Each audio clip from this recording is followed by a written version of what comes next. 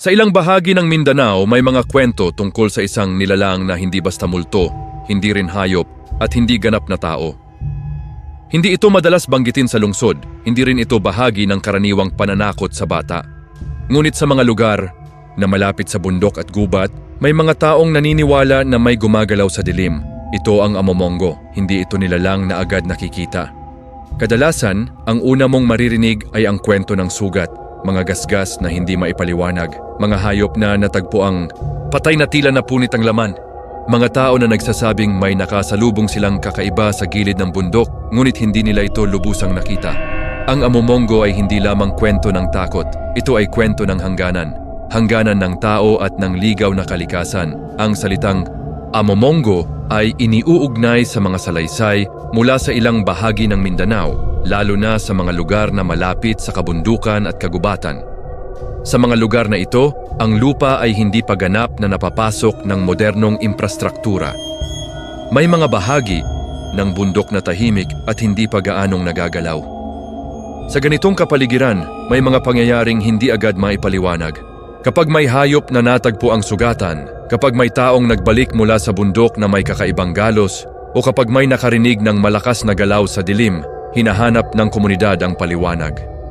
Sa kakulangan ng malinaw na sagot, nabubuo ang kwento at sa paglipas ng panahon ang kwento ay nagkakaroon ng anyo. Ayon sa mga salaysay, ang amomongo ay inilalarawan bilang nilalang na kahawig ng tao, ngunit balot ng makapal na balahibo. May mga nagsasabing ito ay matangkad, malakas ang pangangatawan at may matutulis na kuko. Hindi ito ganap na hayop ngunit hindi rin ito ganap na tao. May mga kwento na nagsasabing ang amomongo ay kayang tumayo ng tuwid. Sa iba naman sinasabing ito ay gumagalaw ng mabilis at mababa sa lupa na parabang nagtatago sa bawat galaw. Ngunit mahalagang tandaan, bihira ang nagsasabing malinaw nila itong nakita. Kadalasan, anino lamang, isang galaw sa gilid ng mata, isang presensyang biglang nawala kapag sinubukang lapitan. Upang maunawaan ang kwento ng amomongo, kailangang unawain ang lugar kung saan ito iniuugnay. Ang ilang bahagi ng Mindanao ay may malalawak na kagubatan at kabundukan. May mga lugar na mahirap pasukin at may mga bahagi na hindi pa lubusang na-explore. Sa ganitong kapaligiran, ang katahimikan ay mas malalim. Ang bawat galaw ng dahon ay mas malinaw. Ang bawat tunog ay may bigat. Kapag may kakaibang nangyari sa ganitong lugar, hindi agad ito nakikita ng marami. Ang kwento ay naglalakbay mula sa isang tao patungo sa susunod. May mga salaysay ng mga magsasaka na nagsasabing may natagpuan silang hayop na tila napunit ang laman. Hindi ito simpleng kagat. Hindi rin ito sugat na karaniwan sa mga hayop sa bundok. Sa ganitong mga pagkakataon, binabanggit ang amomongo. May mga kwento rin ng mga taong nagpunta sa bundok upang mangahoy o mangaso. Pagbalik nila, may mga galos sa likod o braso na hindi nila maipaliwanag. Wala silang malinaw na alaala kung paano ito nangyari. Sa ilang bersyon ng kwento, sinasabing ang amomongo ay hindi agad umaatake. Sa halip, sinusundan muna nito ang tao. Ang pakiramdam na may nakatingin, may sumusunod, ngunit kapag lumingon ka, wala. Ang kwento ng amomongo ay hindi lamang tungkol sa isang mabalahibong nilalang. Ito ay tungkol sa hangganan ng tirahan ng tao at ng teritoryo ng kalikasan.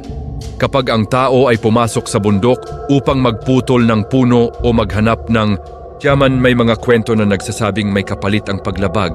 Ang amomongo ay nagiging representasyon ng bantay ng bundok. Hindi ito simpleng halimaw. Sa ilang pananaw, ito ay babala. May mga nagsasabing ang amomongo ay maaring bunga ng maling pagkakakilanlan sa mga hayop sa bundok. May mga unggoy at iba pang nilalang na maaaring magmukhang kakaiba sa dilim. Mayroon ding nagsasabing ang mga sugat at galos ay maaaring dulot ng aksidente, sanga o matutulis na bato. Sa gitna ng takot at pagod, ang isipan ay maaaring maghanap ng mas malinaw na paliwanag. Ngunit para sa mga nakaranas, hindi sapat ang ganitong paliwanag. Ang pakiramdam ng presensya ay mas mabigat kaysa sa pisikal na sugat. Sa mas malalim na pagtingin, madalasing amomongo dots maaaring simbolo ang takot sa hindi pa lubusang nakokontrol ng tao. Sa paglawak ng mga komunidad at pagpasok ng modernisasyon, ang bundok ay unti-unting nagbabago. Ang kwento ng amomongo ay maaaring paraan ng komunidad upang sabihin na may mga lugar na hindi dapat basta galawin. May mga puwersang hindi mo dapat maliitin. Sa ganitong konteksto, ang Amomongo ay hindi lamang nilalang. Ito ay paalala. Sa kabila ng teknolohiya at social media, nananatili ang kwento ng Amomongo sa ilang bahagi ng Mindanao. Ito ay dahil ang takot sa dilim ng kagubatan ay hindi basta nawawala. Hanggat may bundok na hindi pa napapasok, hanggat may lugar na tahimik at malalim ang gubat, mananatili ang posibilidad ng kwento. At sa maraming pagkakataon, ang kwento ang nagiging paraan upang ipasa ang babala sa susunod na henerasyon. Ang Amomongo ay hindi lamang kwento ng isang mabalahibong nilalang sa bundok. Ito ay kwento ng hangganan, paggalang at takot sa hindi nakikita. Sa bawat salaysay, may paalala na ang kalikasan ay hindi lamang tanawin. Ito ay teritoryo na may sariling batas. Hanggang ngayon, may mga taong hindi basta pumapasok sa ilang bahagi ng bundok.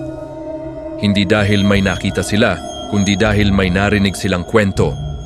At sa mga lugar na tahimik at malayo sa liwanag ng lungsod, may mga sandaling ang bawat galaw sa dilim ay sapat upang maalala ang pangalan ng nilalang na bihirang banggitin ng malakas, Amomongo.